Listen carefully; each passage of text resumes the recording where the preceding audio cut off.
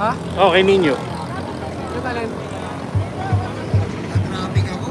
Kanina pa kayo pinapanood. Dahil mo na na-interview. Oo nga eh. Ikaw nga, hinahanap ka nila eh. Eto, ako na natin, magpapakalbo. CJ. Oo. CJ. Pag kinulang na magpapakalbo, itong dalawang anak ko, isunod natin.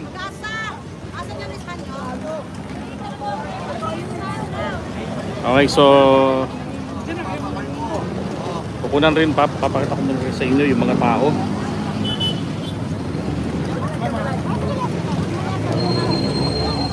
Ayan, kinukunan na ng GA.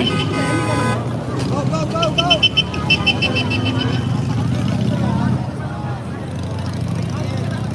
Ayan o, nagpapakalbo. Isang simbolismo ng pakikipaglaban. Baka merong isa dyan, taga Davao, magpakalbo din.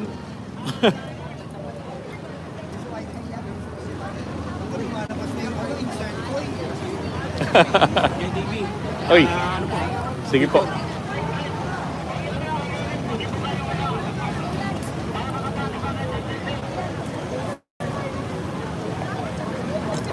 Yun.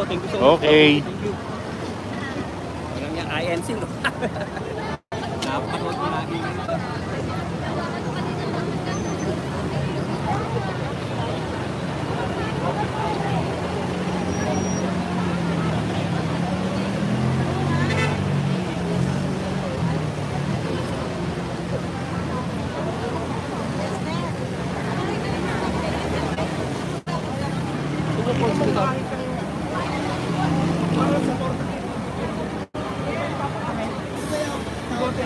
Agote. Sino gusto magpahit ng kuwan?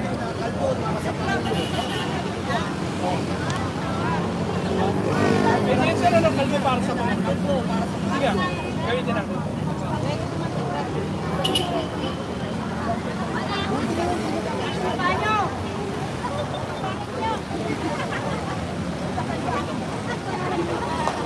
Dalawa na pala na kalbo eh. Tatlo na.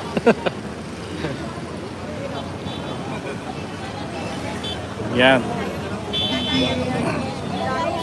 Grabe oh. Piso Wi-Fi. Piso Wi-Fi. Piso Wi-Fi. Upgraded to, upgraded.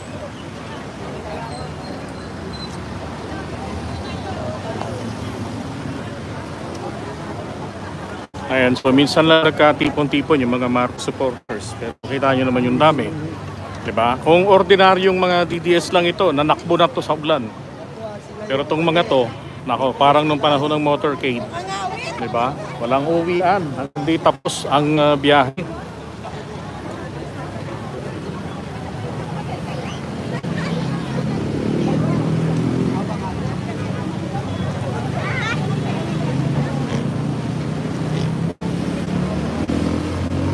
Yun na nga eh, ulan lang ang katapat ng mga bayaran, di ba? Takbuhan na agad.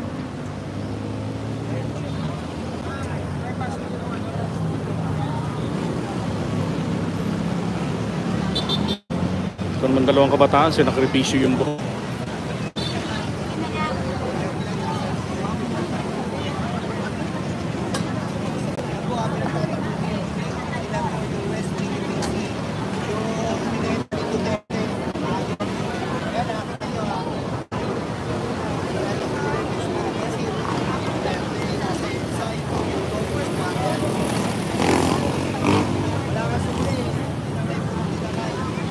Nyo ah. Anong naging bulok doon sa foreign policy ni PBBM? Diba? Hindi ho ito plastic na policy. Ibig sabihin, tayo bilang pader o People's Alliance for Democracy and Reform, pinapakita natin na tayo ay nagpapakita ng lakas natin para suportahan mga institusyon, mga grupo. Nakahanda na ba ang pader ng demokrasya para sumuporta at pagulot ng institusyon at mga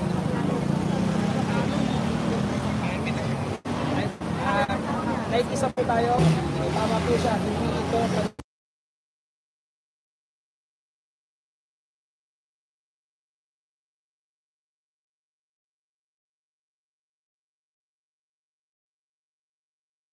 Mangon ngayon, hindi panahon para ipaksa ang isa't isa. Magkaisa po tayong mga Pilipino.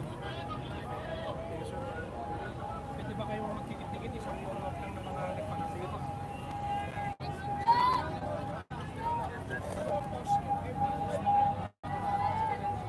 Isang post lang na ano. Record mo nga sa akin yung link nyo. Power bank naman yung page. Sige, sige. Ay, salamat po sa mga nagpalipad dyan ha. Ay, salamat po.